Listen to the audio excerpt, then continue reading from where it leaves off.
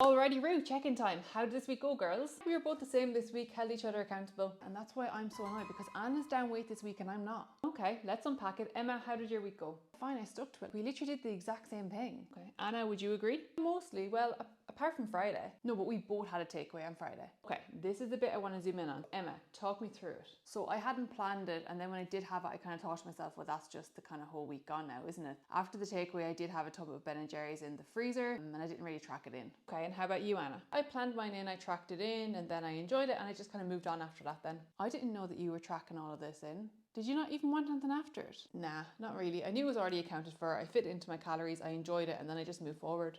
I was happy with that. And you see, girls, that's the difference there.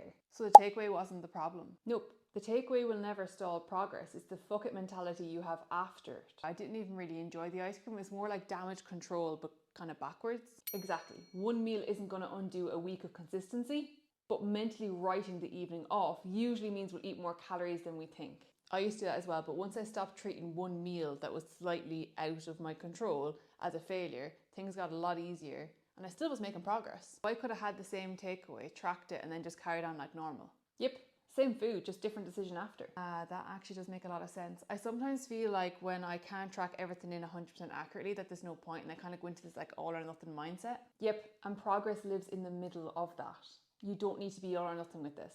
And you don't need to be perfect either. You need to focus on what you can control. The next takeaway doesn't get to decide the rest of the night for me. It's one meal. One meal. That is the mindset shift right there. I still want you to be able to enjoy the odd takeaway in your fat loss phase.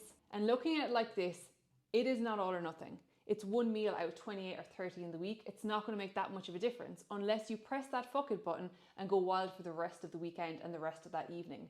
One meal is not going to make that much of a difference. And that is literally how two people can still eat the same takeaway but get different results. Anna accounted for her meal and got straight back in after. Whereas you, Emma, got it as an opportunity to press the fuck it button and go wild for the rest of the weekend. Okay.